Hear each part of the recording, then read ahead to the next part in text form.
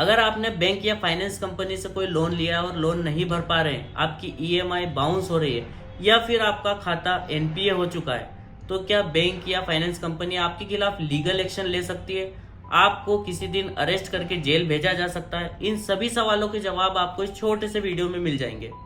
अगर आपने अभी तक हमारा चैनल सब्सक्राइब नहीं किया है तो जल्दी से कर लें, क्योंकि बैंकिंग लॉज और रूल्स आए दिन चेंज होते रहते हैं और अगर आपको इनके बारे में जानकारी नहीं होगी तो आपका नुकसान हो सकता है। अगर आप भी बैंक डिफॉल्टर है और आपके मन में किसी भी प्रकार का डर है तो उसे खत्म कर लीजिए। वैसे भी इस वीडियो के एंड तक आपका डर खत्म हो जाएगा। लेकिन अगर आपके पास पैसा है तो अपनी ईएमआई को कंटिन्यू करें, बैंक का पैसा भर दें, क्योंकि इस वीडियो का मोटिव उन लोगों को जागरूक करना है जो बैंक का पैसा नहीं भर पाने के कारण गलत कदम उठाते हैं। कई लोग आत्महत्या तक कर लेते हैं या फिर स्ट्रेस के कारण जिन्हें हार्ट अटैक तक आता है, जिससे उनकी फैमिली को परेशानी उठानी पड़ती है। तो आइए वीडियो को शुरू करते हैं। सबसे पहले आपको ये पता होना चाहिए कि आपका लोन आखिर किस कैटेगरी का है। जनरली लोन दो प्रकार के होते हैं, एक होता है सिक्योर्ड लोन, दूसरा होता है अनसिक्योर्ड लोन। सिक्योर्ड लोन देते वक्त बैंक आपका सामान या संपत्ति अपने पास गिरवी रखती है, मॉर्गेज रखती है, ताकि फ्यूचर में अगर आप पैसा नहीं देते बैंक का तो बैंक उस प्रॉपर्टी या सामान को बेचकर अपना पैसा वसूल सके। लेकिन अनसिक्योर्ड लोन में ऐसा कुछ नहीं होता है। बैंक के पास कोई सामान संपत्ति गिरवी नहीं होती है, जैसे आपका personal loan, business loan, credit card loan या अन्य कई लोन जो आप बैंक की ऐप या फाइनेंस कंपनी की ऐप से लेते हैं। तो आज के इस वीडियो में हम अनसिक्योर्ड लोन के बारे में ही बात करेंगे।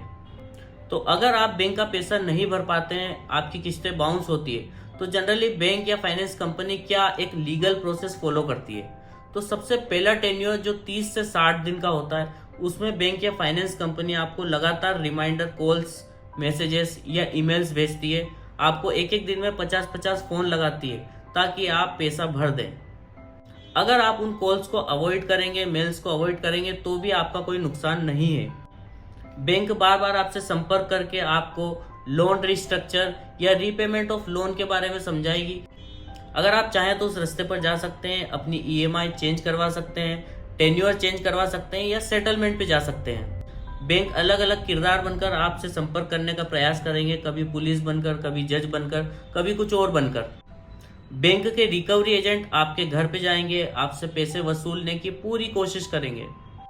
लेकिन आपको अपने अधिकारों के बारे में पता होना चाहिए कि बैंक रिकवरी एजेंट के पास ये अधिकार नहीं है कि वे आपके साथ गाली गलौज करें, आपसे अभद्र व्यवहार करें, आपके घर के आगे चिल्ला चोट करें, आपके घर के अंदर जाएं या फिर आपके घर के किसी और सदस्य से पैसे की मांगनी करें। ना ही पुलिस बैंक का पैसा वसूलने के लिए आपके घर जा सकती है, क्योंकि पुलिस का काम लॉ एंड ऑर्डर मेंटेन करना होता है, ना कि बैंक का पैसा वसूलने का। तो ये आपको पता होना चाहिए। और अगर ऐसा कोई करता है तो आप उनकी कंप्लेंट अपने लोकल थाने में कर सकते हैं। अब बात करते हैं सेकंड टेन्योर की, जो होता है 90 दिन का। अगर 90 दिनों तक लगातार, यानी कि 3 किस्तें अगर आपकी लगातार बाउंस हो जाती है, तो बैंक आपके खाते को एनपीए कर देता है, यानी कि नॉन परफॉर्मिंग एसेट कर देता है। एनपीए के बारे में ज्यादा जानने के लिए आप हमारे चैनल पर दूसरा वीडियो देख सकते हैं। एनपीए होने के बाद बैंक आपको एक लीगल नोटिस सर्व करती है। यह नोटिस बैंक अपने लॉयर या फिर पैनल लॉयर के मार्फत भेजती है, न कि कोर्ट के मार्फत। यह नोटिस कोर्ट से नहीं आता है, यह बैंक अपनी तरफ से भेजती है। अगर आप चाहें तो इस समय पे पैसा जमा कर सकते हैं, लेकिन एक बात का ध्यान रखना है कि अगर आपका खाता एक बार एनपीए हो चुका है तो आपको ऐसे ही उसमें पैसा नहीं डालना है, क्योंकि अगर आप उसमें पैसा डालेंगे तो सबसे पहले तो बैंक आपके ऊपर जो पेनल्टीज इम्पोज की गई है या दूसरे चार्जेस लगाए वो डिडक्ट करेगी। उसके बाद अगर पैसा बचता है तो किस्त में जमा होता है। तो अगर आप एनपीए खाते में पैसा जमा करते हैं तो सबसे पहले पेनल्टीज या अदर चार्जेस जो लगाएं उसे वेव ऑफ करवाएं, उसके बाद ही खाते में पैसे डालें। अगर आपका खाता एनपीए हो चुका है तो भी बैंक आपको जेल नहीं भेज सकती है। याद रखिए इस बात को। आपको जेल भेजने के लिए या अरेस्ट करने के लिए केवल 3 ही लीगल तरीके होते हैं। पहला होता है चेक बाउंस का केस। अगर आपने लोन लेते वक्त बैंक के पास कोई फॉर्मेलिटी के रूप में चेक जमा किया था, तो बैंक उस चेक में राशि डालकर, अमाउंट डालकर उसे बैंक में फाइल करके पैसे निकालने का प्रयत्न करेगी।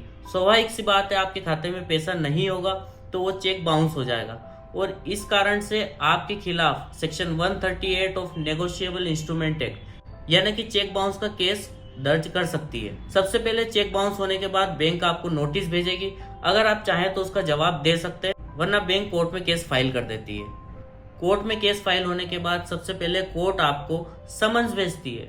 अगर समन्स में आप कोर्ट में उपस्थित होते हैं तो ठीक है, वरना बैंक आपके खिलाफ जमानती वारंट यानी कि बेलेबल वारंट जारी करती है। अगर बेलेबल वारंट के बाद आप कोर्ट में चले जाते हैं तो ठीक है, वरना बैंक आपके खिलाफ अरेस्ट वारंट यानी कि गिरफ्तारी वारंट जारी करती है। अगर गिरफ्तारी वारंट जारी होता है तो पुलिस के पास यह अधिकार होता है कि वे आपको गिरफ्तार करके कोर्ट में पेश करें, और अगर आप पुलिस को नहीं मिलते हैं तो कोर्ट आपके खिलाफ स्थायी वारंट जारी करके आपको जब चाहे गिरफ्तार कर सकती है। लेकिन आपको ऐसा नहीं करना है। अगर आपके खिलाफ वारंट जारी होता है तो आप कोर्ट में पेश होकर अपनी जमानत करवा सकते हैं, क्योंकि सेक्शन 138 एक बेलेबल ऑफेंस है यानी कि जमानती अपराध है। उसमें हाथों हाथ आपको जमानत मिल जाती है, इसलिए आपको डरने की या भगने की आवश्यकता नहीं है। इसके बाद आप चाहें तो अपना पक्ष कोर्ट के समक्ष रख सकते हैं कि आप बैंक का लोन क्यों नहीं भर पा रहे हैं। दूसरा लीगल एक्शन जो आपके खिलाफ बैंक ले सकती है वो है section 25 of payment and settlement act. अगर आपका कोई लोन जो ऑटो डेबिट मोड पे था, यानी कि हर पर्टिकुलर डेट पे आपके खाते से कोई किस्त कटती थी, लेकिन खाते में पैसा नहीं होने के कारण वो किस्तें बाउंस हो रही है, तो सेक्शन 25 का अपराध बनता है, जिसके तहत बैंक सबसे पहले आपको नोटिस जारी करती है। उसके बाद अगर वो चाहे तो केस आपके खिलाफ फाइल कर सकती है। उसमें भी आपको जमानत करवानी पड़ती है, उसमें भी इजीली आपकी जमानत हो जाती है। तीसरी लीगल एक्शन या कानूनी कार्रवाई जो बैंक आपके खिलाफ या उनके खिलाफ कर सकती है जो गलत तरीके से लोन लेते हैं, यानी कि फर्जी दस्तावेज बनाकर अपनी पे स्लिप को एडिट करके, रिटर्न को एडिट करके या और कोई नकली दस्तावेज बना करके लोन लेते हैं, उनके खिलाफ 420 यानी कि धोखाधड़ी का केस कर सकते हैं।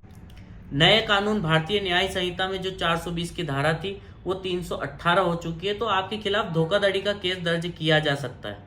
जनरली ये प्रैक्टिस वो करते हैं जो कमीशन एजेंट रहते हैं, जो मीडिएटर होते हैं बीच में लोन दिलाने वाले, वो किसी भी प्रकार से आपको लोन दिलाने के लिए प्रयास करते हैं ताकि उनका कमीशन जो रहता है उसमें वो उन्हें मिल सके। तो याद रखिए, अगर इस तरह से नकली दस्तावेज के आधार पे आपने लोन लिया है तो आपके खिलाफ सेक्शन 318 की कार्रवाई कर सकते हैं। उसमें भी आपको इजीली बेल मिल जाती है। तो यही जनरली वो 3 तरीके होते हैं जो बैंक पैसा वसूलने के लिए आपके खिलाफ करती है।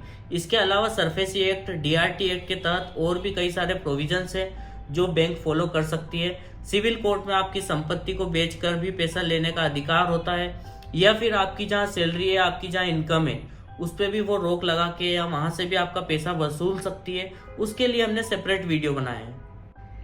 और अगर आपका लोन सिक्योर्ड लोन है तो इसके लिए हमने एक सेपरेट वीडियो बनाया। अगर आपकी संपत्ति को बैंक ऑक्शन करके बेचती है और पैसा वसूलती है तो उसका क्या प्रोसीजर होता है और उससे आप कैसे बच सकते हैं, इसके बारे में हमने उस वीडियो में बताया है। इसके अलावा अगर आपका कोई सवाल है तो आप कमेंट बॉक्स में पूछ सकते हैं, और अभी तक आपने चैनल सब्सक्राइब नहीं किया है तो जल्दी से कर लें। Thank you.